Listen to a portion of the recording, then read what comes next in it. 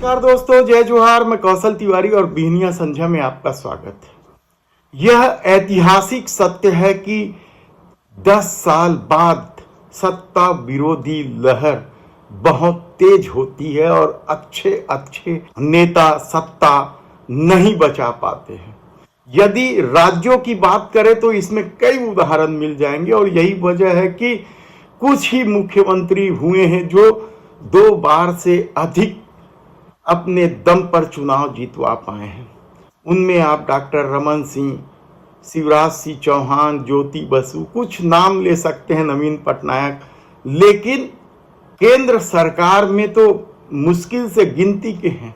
सिर्फ पंडित जवाहरलाल नेहरू ऐसे प्रधानमंत्री हैं जो 3 बार सत्ता में रहे। इसके बाद इंदिरा गांधी जैसी नेता भी सत्ता विरोधी लहर से नहीं बच पाई थी और उन्हें बुरी तरीके से हार का सामना करना पड़ा था। यही नहीं, डॉक्टर मनमोहन सिंह, दुनिया के सबसे बड़े अर्थशास्त्री, भी इस सत्ता विरोधी लहर को नहीं पहचान पाए थे और 10 साल बाद ही ऐसी भरभरा के गिरी थी कि कांग्रेस की सीट 44 में आकर अटक गई थी।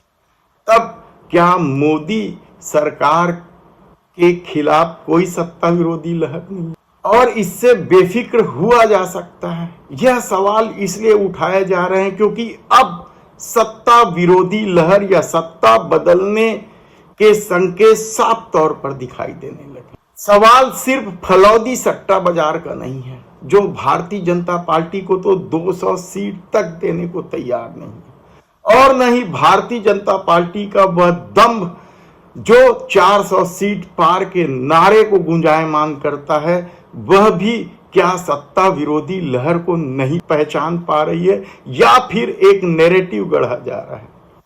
क्योंकि जिस तरीके से न केवल मतदान के रुझान बल्कि सट्टा मार्केट में भी जो सबसे चर्चित फलौदी सट्टा बाजार है, वह भाजपा को 200 सीट देने को तैयार नहीं। और शायद पहले और दूसरे चरण के रुझान के बाद जो संकेत अधिकारियों ने दिए, खासकर सीबीआई और ईडी के अधिकारियों ने, जिस तरीके से 2 चरण तक ईडी और सीबीआई लगातार देश भर में छापेमारी करते रही है, वह 2 चरणों के बाद रुक गया है। तो क्या अधिकारी जान समझ रहे हैं या जानने समझने लगे हैं कि मोदी सरकार अपने दम पर, भारतीय जनता पार्टी अपने दम पर सरकार नहीं बना सकती और सहयोगी दलों के साथ यदि सरकार बनाती है तो वह स्थिति पैदा नहीं होगी?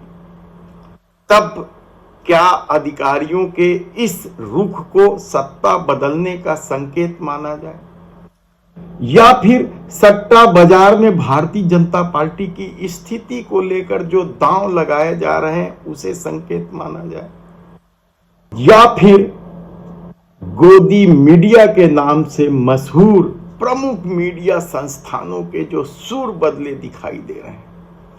अब जिस तरीके से राहुल गांधी या इंडिया गठबंधन के नेताओं को भी खबरों में प्राथमिकता देने लगे हैं, तो क्या इसे भी संदेश माना जाए? कहा जाता है मोटे तौर पर कि सत्ता बदलने की आहट सबसे पहले इन्हीं लोगों को होती है। उनमें से एक प्रमुख नाम है स्टॉक मार्केट। हालांकि भारत के स्टॉक मार्केट में जो पैसे लगे हैं वो अलग अलग श्रेणी के लोगों के ज्यादा लगे हैं। जैसे 40 से 45% जो पैसे स्टॉक मार्केट में लगे हैं वो प्रमोटर्स के लगे हैं, और विदेशी पूंजी के मामले में यह 18 से 20% के बीच ही। और जिस तरीके से अब विदेशी पूंजी भी निकलने लगा है, तो क्या यह संकेत है? विदेशी निवेशक लगातार पिछले 10 दिनों से पैसे निकाल रहे हैं और यह 17,000 करोड़ रुपए से ज्यादा हो गया। विदेशी पोर्टफोलियो निवेशकों ने मई के पहले 10 दिन में घरेलू शेयर बाजारों से जो 17,000 करोड़ रुपए निकाले हैं, क्या वह संकेत है? हालांकि यदि प्रतिशत में यह राशि देखी जाए तो यह 10 या 15% राशि बैठती है। इससे पहले विदेशी निवेशकों ने जब मॉरिशस के साथ भारत की कर संधि में बदलाव हुआ था और अमेरिका में बॉन्ड पर रिटर्न बढ़ने से 8,500 करोड़ रुपए निकाले थे, लेकिन अब ऐसा कोई कारण लोगों को दिखाई नहीं दे रहा है।